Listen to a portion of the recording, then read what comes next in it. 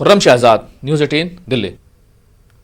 طالبان کے ایک اعلیٰ رہنما اور افغانستان کے وزیر خارجہ امیر خان متقی نے کہا ہے کہ افغانستان کے نئے طالبان حکمران لڑکیوں اور خواتین کے لیے تعلیم اور ملازمتوں کی حمایت کرتے ہیں۔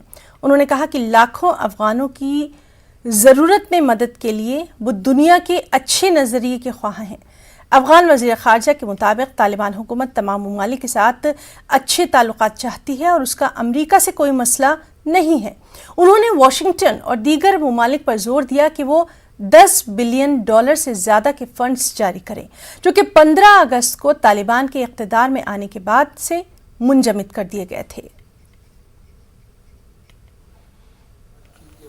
موږ له امریکا سره او له ټولې نړۍ سره د ښو روابطو اعلان کړی دی چې غواړو دا چې دوی په افغانستان بندیزونه لګولي دي. زه فکر کوم دا د ځینو ناکامو تجربو تکرار ده او څه فایده نه لري.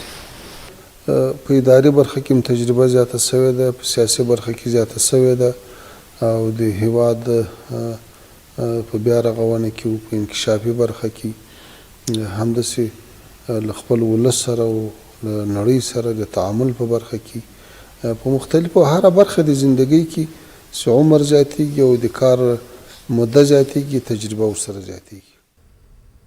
وقت ایک چھوٹی سی بریک کا